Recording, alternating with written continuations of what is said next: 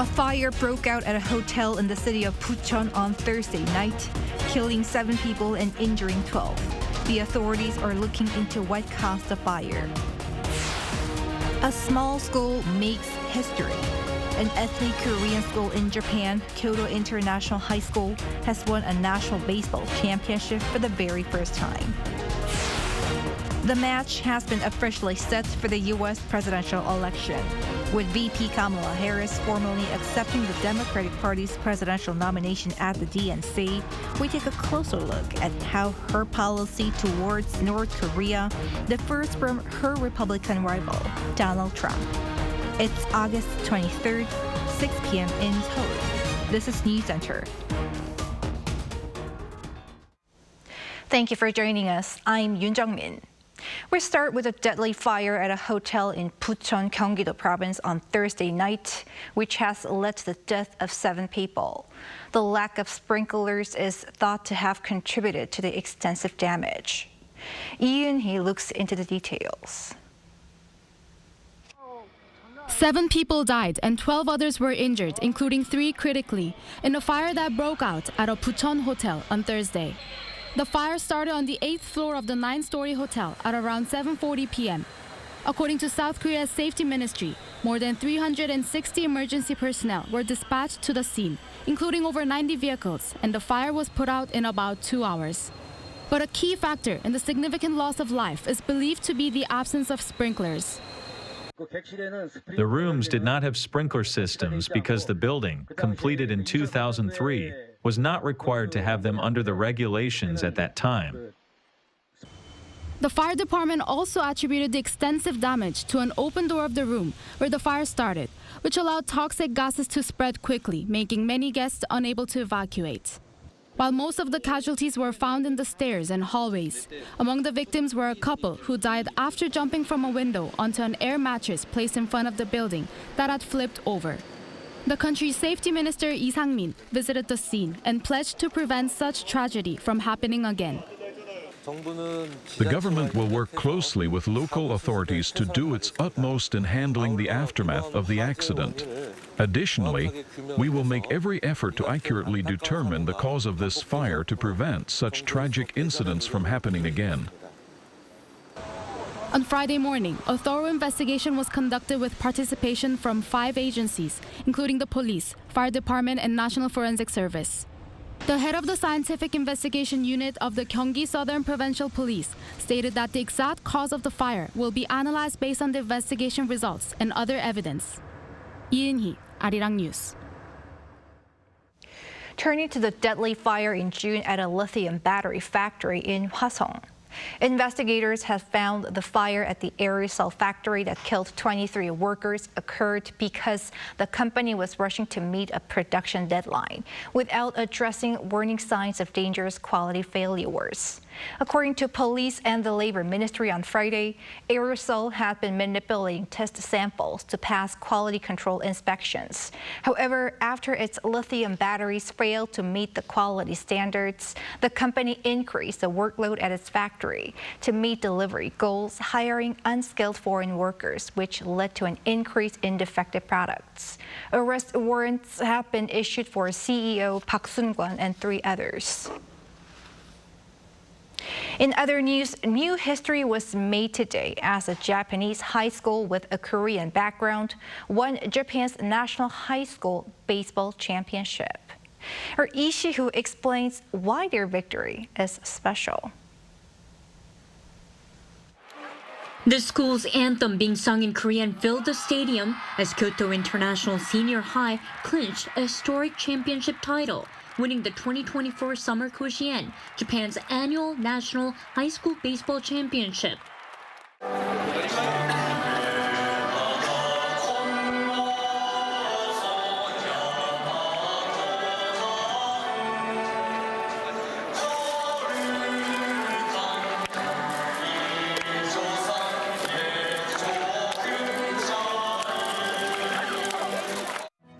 The school was established in 1947 to provide special education to Korean Japanese students.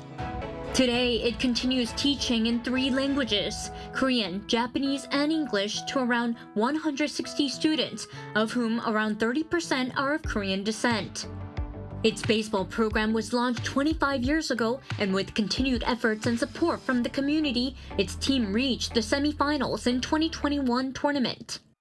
But history was made on Friday when they beat Kanto Daiichi High 2-1 in a gripping tiebreaker that continued into extra innings, marking the first win by a school with an international background in Koshien's 106 years of history. Kyoto's starting pitcher Nakazaki Ryusei and Kanto's Hatanaka Tetsushin played fiercely to their strength. Nakazaki threw at a speed of over 130 kilometers per hour, but strong defensive plays and opportunities lost earlier in the game on both sides ended the 9th inning scoreless. It was in the extra 10th inning that Kyoto took the lead, scoring twice with a base hit, a walk, and a sacrifice fly.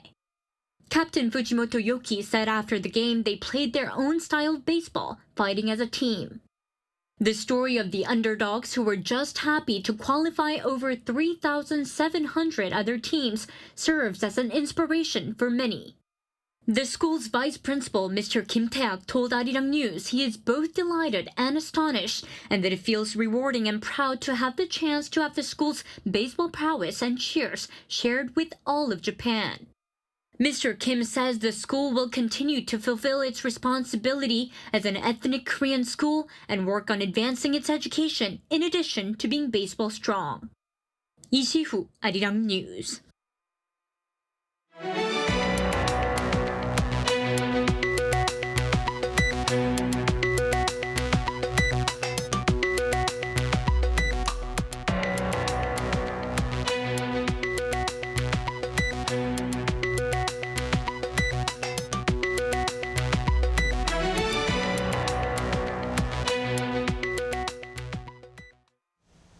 Over in the U.S., Vice President Kamala Harris formally accepted the Democratic Party's presidential nomination. And during her acceptance speech, she blasted her Republican rival Donald Trump, saying she will not cozy up to dictators like North Korea's Kim Jong-un. Bae Eun-ji explains more. On the 4th and final night of the U.S. Democratic National Convention in Chicago on Thursday, Vice President Kamala Harris formally accepted her party's presidential nomination, becoming the first black woman and first person of South Asian heritage to be named as a major party presidential nominee. In her speech, she took aim at Trump, saying she would not cozy up to dictators like Kim Jong-un, saying North Korea knows that the former U.S. president is easy to manipulate with flattery and favors. I will not cozy up to tyrants and dictators like Kim Jong-un who are rooting for Trump. They know Trump won't hold autocrats accountable because he wants to be an autocrat himself. Trump has long boasted about his positive relationship with the North Korean leader. During last month's Republican National Convention, the former U.S. president said Kim probably misses him. And throughout his campaign, Trump has repeatedly pointed out the importance of getting along with certain leaders, including those who possess nuclear capabilities. You don't have to imagine what a Harris presidency would look like. You're living through the misery right now. We were respected before Putin respected us. President Xi of China respected us. Kim Jong-un of North Korea respected us. We were respected by everybody in the world. Today we're being laughed at.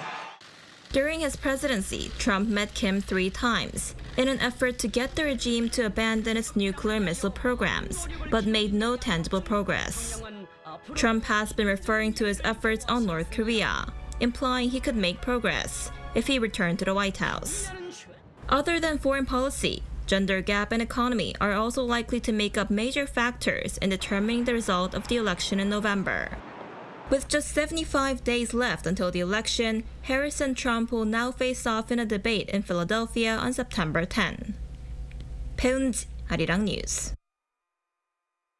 The Federal Reserve's high-profile conference is in full swing, with its head due to deliver a speech signaling changes in approach to monetary policy.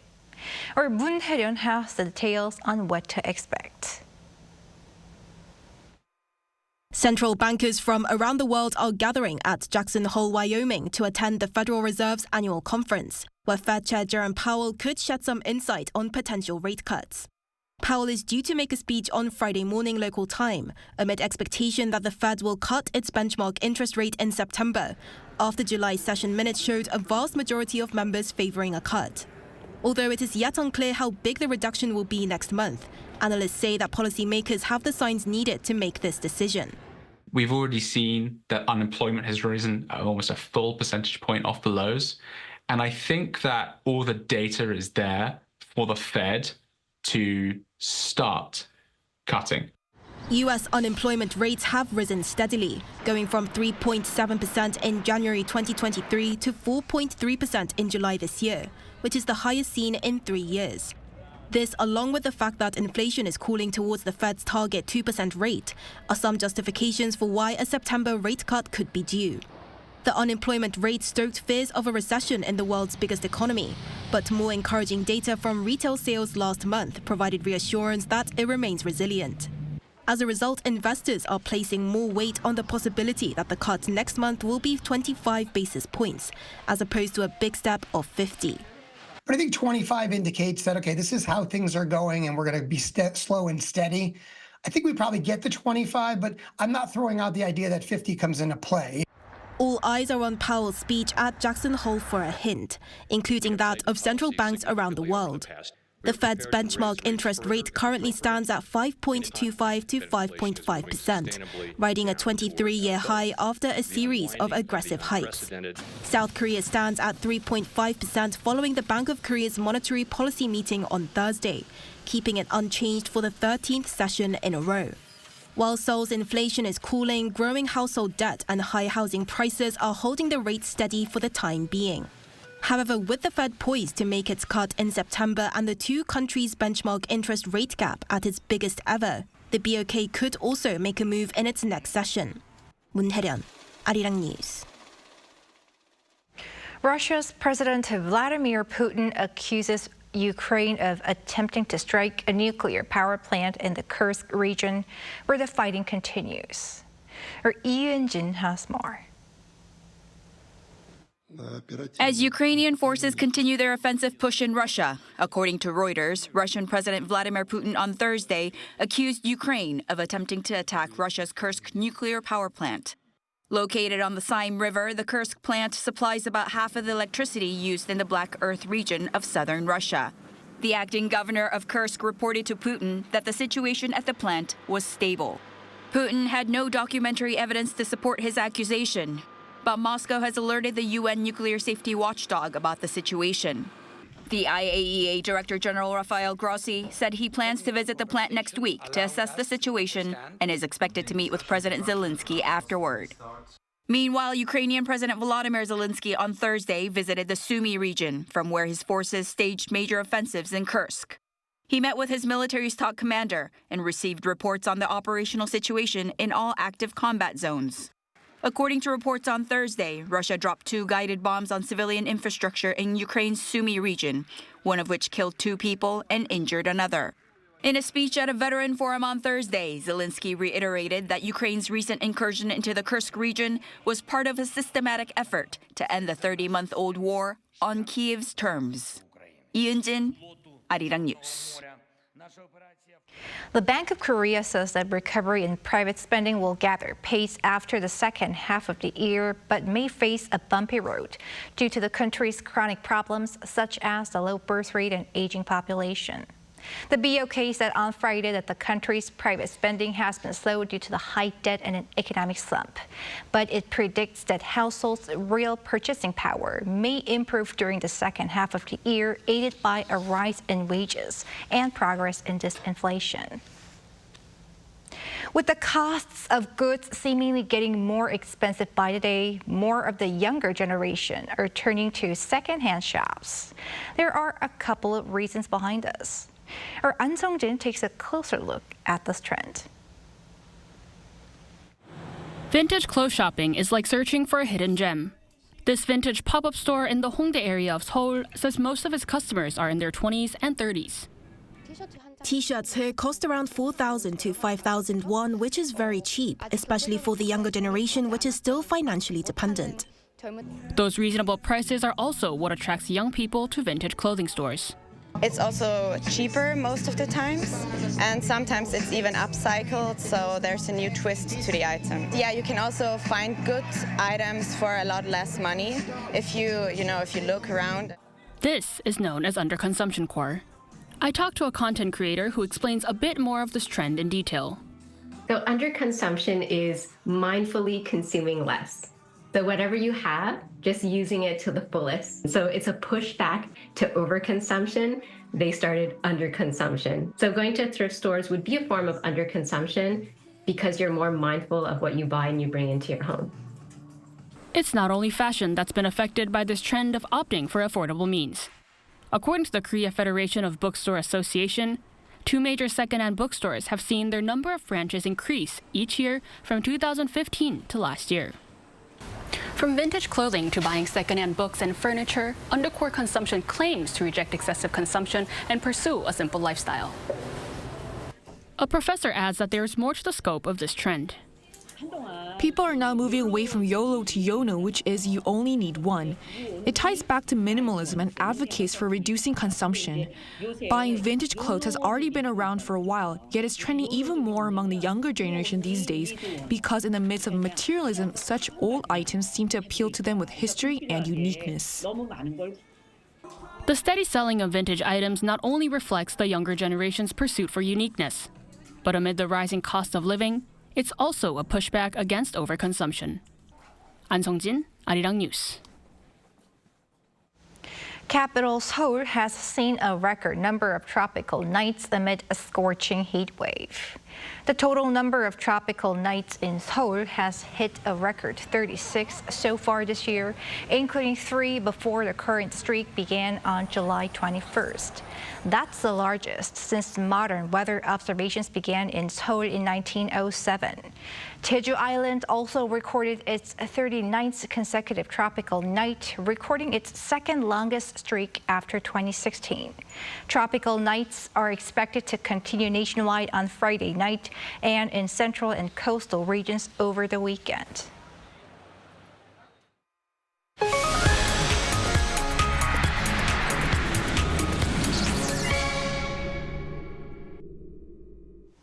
This week, we're back with our arts and culture segment. We have our culture correspondent, Song Yujin, in the studio. Welcome, Yujin. Great to be back, Jungmin. What do you have for us today? Well, Jungmin, I want to start with a question. Have you ever imagined what it would be like to take a balloon ride in the middle of Seoul? Balloon. Not really, but it sure sounds fun. I wonder why you asked. Well, it's quite hard to imagine, but those who are interested, you can actually make that dream into a reality from today. Let's first take a look. It's a typical weekday afternoon in central Seoul. The sun is still high in the sky, but a giant moon begins to rise, slowly making its way above the tall trees and skyscrapers. This isn't just any moon. It's Seoul's first helium balloon ride, SEOULDAL. The name SEOULDAL combines Seoul with dal, the Korean word for moon. While it may resemble a traditional hot air balloon from the outside, it's different on the inside. The biggest difference compared to a hot air balloon is that a hot air balloon rises by heating air with fire, which causes a hot air to lift the balloon. But in the case of a gas balloon like this, it uses helium, a gas lighter than air, to float. SEOULDAL doesn't use fire, making it safer since helium is a non-flammable gas. From Friday, this attraction is open to the public following a 6-week trial run. I had the opportunity to take a ride myself. So this is a SEOULDAL, or the Moon of Seoul gas balloon. Follow me for a ride. The way up is both thrilling and a bit nerve-wracking. But the real highlight comes when you reach the top. So after 3 or 4 minutes going up, we're now up 130 meters from the ground. Take a look at the view. The 15-minute journey offers a stunning new perspective of Seoul. It's amazing because you get to see the city skyline, parks, the Hangang River, and nature all at once. It really adds to the experience, and I think it's going to become a great tourist attraction. It gives you a much farther view than I expected, which was really different. I'd love to come back here with my parents sometime. Seoul is rising to the challenge, taking on major tourist cities such as Budapest and Paris that offer visitors a similar experience. With innovative attractions like SEOULDAL, the city's ambitious goal of attracting 30 million visitors annually by 2026 doesn't seem far. Seoul has iconic landmarks like Seoul Tower and Lotte World Tower in Namsan Hanok Village, but finding places that combine fun with unique experiences can be challenging. SEOULDAL offers stunning views of the Hangang River and the city's skyline, much like observation decks in Tokyo and Dubai, but with the added thrill of a balloon ride. For those eager to take this sky-high adventure, SEOULDAL operates every Tuesday to Sunday from noon to 10 p.m. Eugen, I have two questions. One, is it safe? Because you really look scared when going up. I did. And second, how can you hop on? Well, let's start with the first question about safety. Based on my experience, because I actually rode the ride 2 times, although I was a bit scared, and based on the rigorous safety test, I can say that rest assured. And I want to say the reason why I look so scared is because I'm actually really scared of heights, but I made it. You made it. Right, so the SEOULDAL balloon received a safety certification from the Korea Institute of Aviation Safety Technology early last month before it began its trial runs, and the city made sure the aircraft was thoroughly inspected in 56 different areas, which include flight performance to safety management. And plus, it also complies with international safety standards, including those set by the European Union Aviation Safety Agency, European Industrial Standards, and the U.S. Federal Aviation Administration's regulations.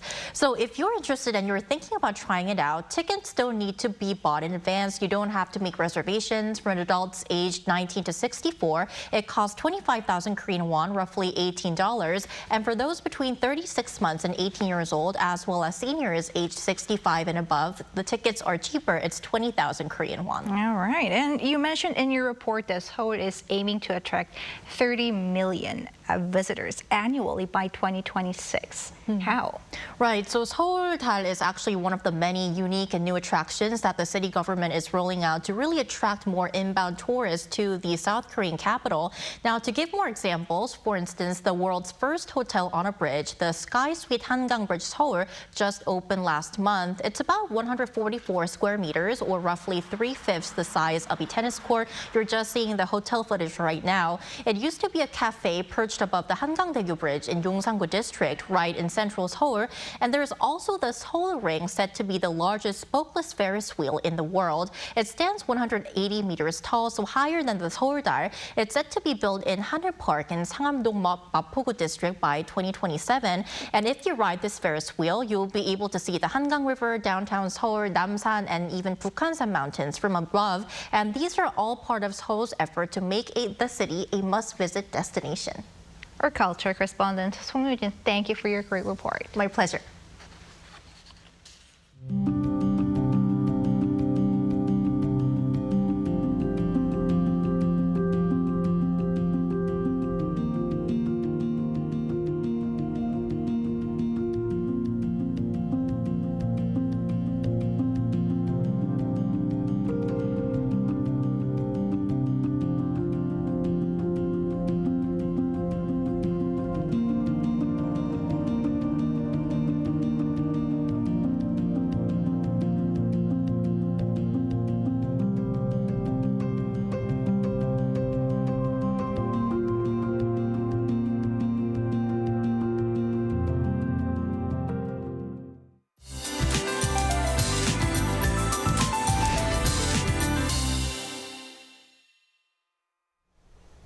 Even though we are now in late August, the heat is raging day and night. Yesterday, Seoul broke its own all-time record for the number of tropical nights with 33. The number of days under heat waves is the third highest at 25. A heat wave of around 33 degrees Celsius is predicted for this weekend, so caution is necessary. There will also be surprise showers along with this scorching heat. Between tomorrow morning and night, 5 to 40 millimeters of rain will pass through most parts of the country. Some places will see heavier rain with lightning. Tomorrow's Seoul, Daejeon, Gwangju, and Daegu will start off at 25 degrees. Highs will move up to 33 in Seoul, Daejeon, Gwangju, and Busan. Heat waves and tropical nights will continue until early next month. That's all for Korea. Here are the weather conditions around the world.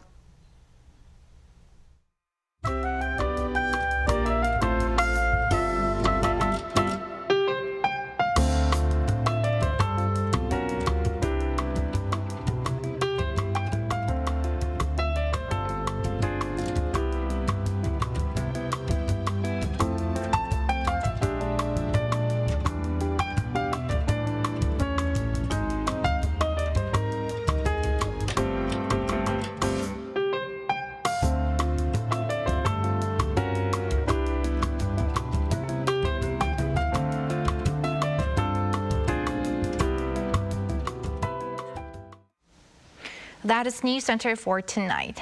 Thank you for watching. A panel session coming up.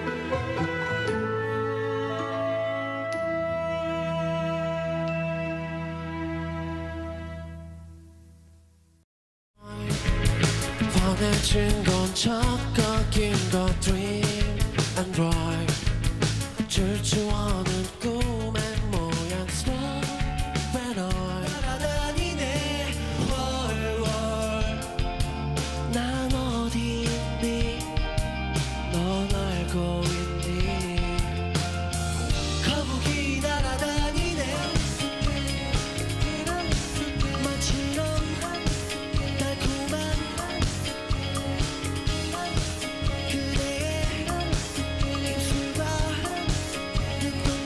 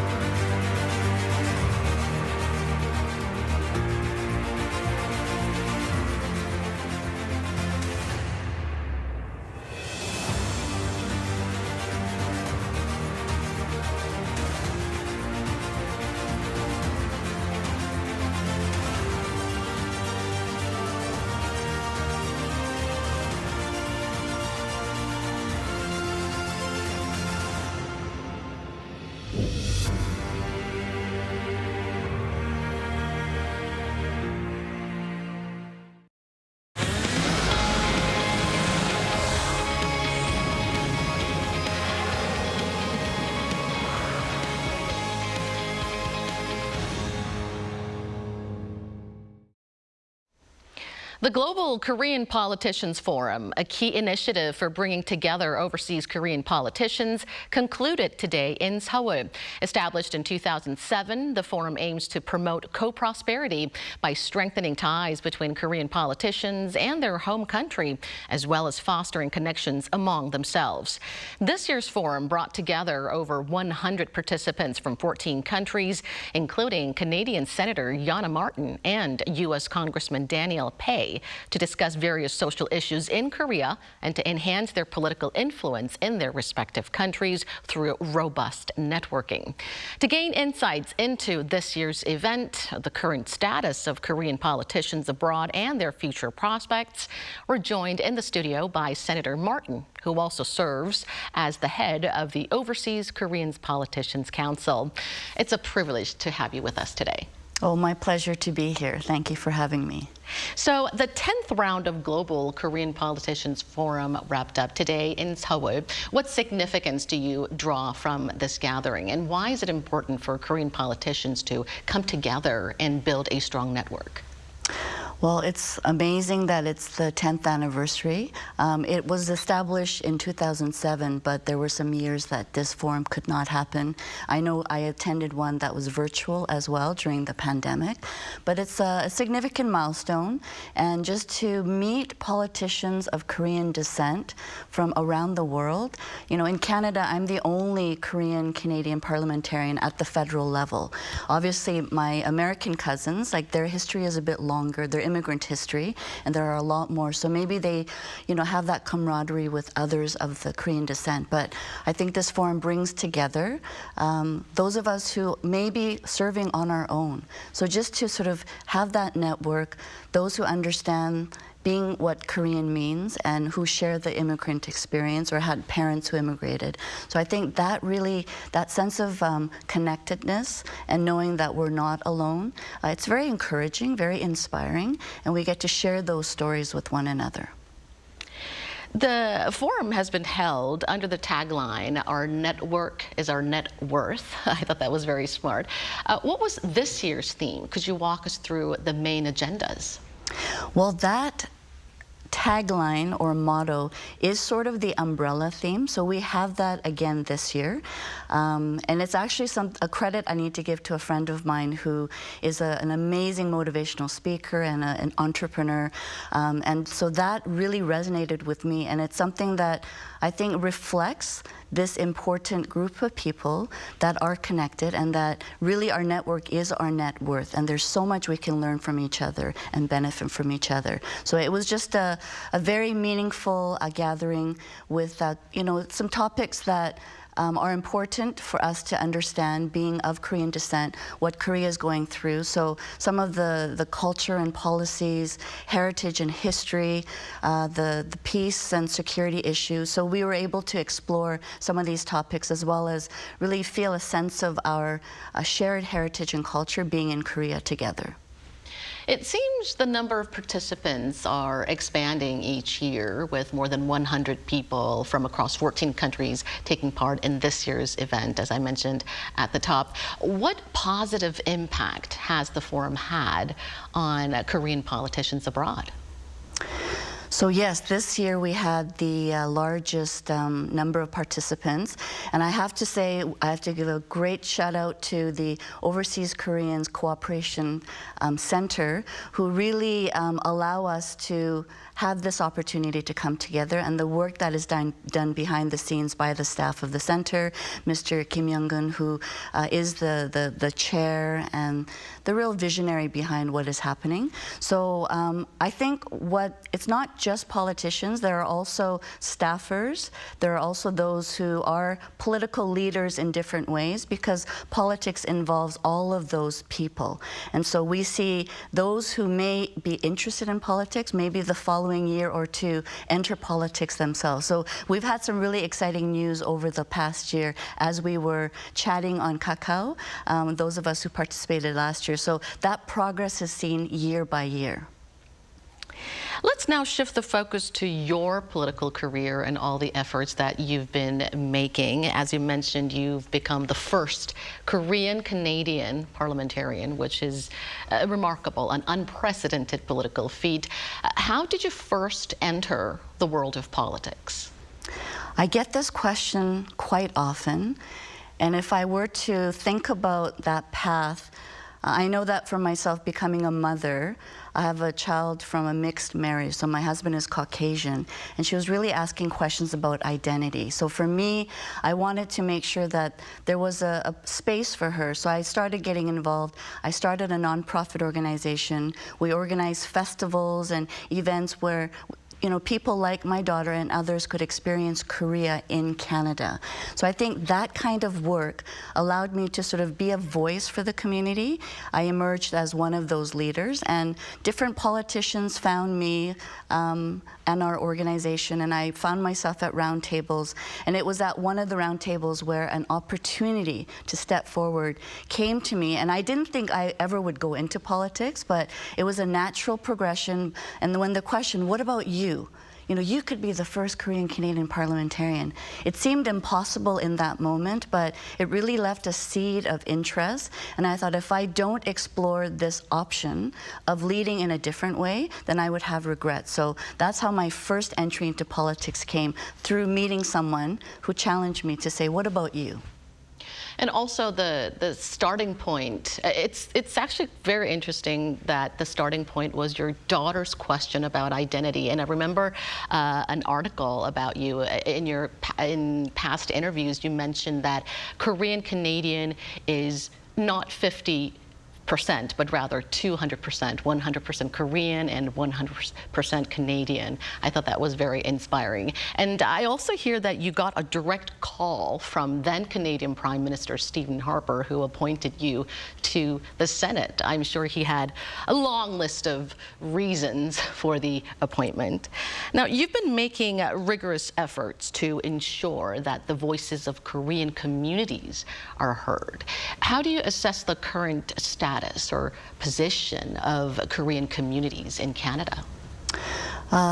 I know that we are either the 4th or the 5th largest Korean diaspora in the world. The number is steadily growing. The American Korean community is much larger, about 10 times, similar to the size of our national population. But the Korean community has been steadily growing, but in very effective ways. Across Canada, you can't stop at a gas station, a motel, or a corner store, or even a larger business where there isn't a Korean entrepreneur working hard for Canada. So the Koreans have an excellent reputation. And just in this past year, we talked about progress and development. One of our Canadian-born politicians just became a Minister of Tourism for the province of Ontario, the largest province in Canada. So we have a very good growing community that is embedded in so many different sectors of society, and now politics is one of them. So I'm very proud to call myself a Korean Canadian. The Canadian Senate has designated October as the Korean Heritage Month, unanimously passing a motion that you proposed. What motivated you to push for that, and what significance does the designation hold? So there is an Asian Heritage Month in North America, including in Canada, and that's the month of May. And it started with a Senate motion that was unanimously adopted. So that was definitely one of my inspirations. But in Ontario, the province which is the largest, most populated in Canada, October has already been Korean Heritage Month since 2017. So there are other cultures that have designated months. June is Filipino Heritage Month in Canada. February is Black History Month. So there's a lot of these types of months that I was noticing, and I just thought, I think the Korean community deserves a month. And knowing that October is already a designated month in Ontario, I consulted with the community, I talked to the embassy, and we just felt that with Kechanjeol, the National Foundation Day on October 3rd, Hangul Day also in October, that it seemed like a fitting month for us to do something like that in Korea, to celebrate Korean culture and heritage, and to really share the beauty of Korea with Canadian society. Well, hopefully the designation will contribute to further promoting the importance of Korean heritage and culture within Canadian societies. Absolutely. You're also deeply committed to nurturing young Korean politicians in Canada. Could you share with us some of the efforts made in regards to this, and why is it important for Korean politicians in Canada to keep expanding their influence? Well, I noticed when I first became a senator that there were lots of young people on Parliament Hill. They were from various places, including the United States, and from different communities that had organized these internship programs. So in 2011, I thought that if I don't do such a program, who else would do that? So we started an internship program, a parliamentary internship program, and what I have seen as a result are these really capable young Korean Canadians from various parts of the country, with the support of the Korean communities there, that they have the capacity to be leaders. And so these interns and others who just they see other Korean politicians are going forward to put their name forward in nomination races, to run in different levels of politics, and to be staffers, very effective staffers in Ottawa or in the different legislatures across the country. So I think the impact has been slow but steady, and I do see some really incredible leaders emerging presently and into the future. This year marks the 61st anniversary of diplomatic relations between Korea and Canada, which highlights the two nations' long shared history. Now, could you provide an overview of how their relationship has evolved over time? Yes, so I was appointed in 2009, so I have seen the 50th, the 55th, now the 60th, and this is the 61st year. I mean, what I know is that long before the diplomatic relations between Canada and Korea, there were Canadian missionaries, hundreds of them, who came to Korea and stood together with the Korean people during the March 1st independence movement.